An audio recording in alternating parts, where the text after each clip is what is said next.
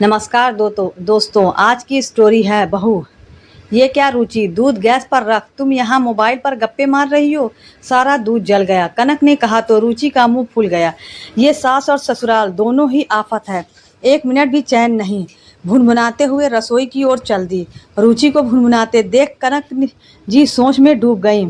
कितना फर्क आ गया है पहले और अब में। आज के बच्चे बड़ों का कोई लिहाज नहीं करते। विगत चलचित्र की तरह उनकी आंखों के सामने गुजरने लगा।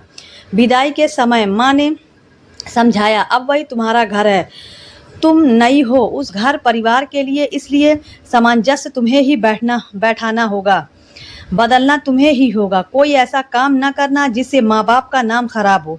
आंखों में अनगिनत सपने ले ससुराल की देहरी पहुंची। एक नए माहौल में घबराई कनक। सासू माँ, मैं माँ की छवि ढूंढ रही थी। वो स्नेहमय थी और अपने बच्चों के लिए, कनक के लिए नहीं। वो पराई जो थी। एक सिंदूर की रेखा ने उसे कई किरदारों में बांट दिया।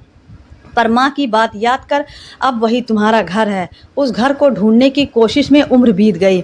बचपन की सहेली हमेशा समझाती थी, तू अपनी पढ़ाई पूरी कर ले, अपना भी देख, पढ़ाई पूरी करके ही आगे की सोच। कनक को उस समय पढ़ाई नहीं, गृहस्थी का काखा गाघा पढ़ना ज़्यादा ज़रूरी लगा। अनाड़ी हाथों से जब गृहस्थी की गाड़ी संभालने की कोशिश की, कई परीक्षाएं देनी पड़ी, तब जाना अपने आंसू खुद पोंछना। दूसरों को नाराज़गी का हक है, उसे तो सिर्फ मनाने का हक है। पहली बार रसोई में बनी खीर की सबने तारीफ की, पर सासू माँ ने एक शब्द नहीं कहा। घर के काम काज में निपुण नहीं है, बहू कह किनारे हो गई। हाँ, अब वो कनक नहीं, बहू के नाम से जानी जाती है। कनक नाम तो मायके की देहरी है। मैं ही छूट गया। पहली परीक्षा तो नाम बदलने की ही थी, जिसे उसने आत्मसात कर लिया। सिर्फ नाम ही नहीं, रूठना, मनाना, जिद, फरमाइश, वो बचपन, सब कुछ मायके की देहरी पर छोड़ना पड़ा। ससुराल में धैर्य और परिश्रम की पोटली संभालनी पड़ी। जिसकी सुबह 8 बजे होती थी, वो सूर्योदय से पहले उठना सीख गई। धीरे धीरे आदतों के बदलने की परीक्षा भी उसने पास कर ली। एक लड़की की मायके की आदतें ससुराल में बेकार के चोंचले में बदल गई। साथ लेने में भले समझी, पति ने पहले दिन ही कह दिया था, जो माँ को पसंद हो वही करना, मुझे तुम्हारी कोई शिकायत नहीं सुनना है। वो मालकिन है इस घर की। कनक ने सर हिला दिया। समझ नहीं पा रही थी, क्यों रिश्ते सिर्फ उसे ही बनाना है, दूसरे को बनाने का कोई प्रयास नहीं करना।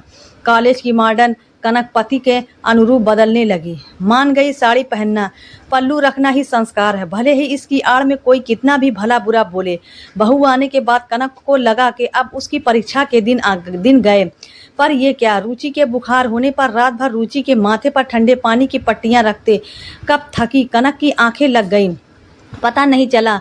नुकुल आया तो बोला, माँ आप कमरे में जाकर सो जाओ, मैं लगाता हूँ पट्टियाँ। अगले दिन सुबह बहू को चाय देने जा रही थी।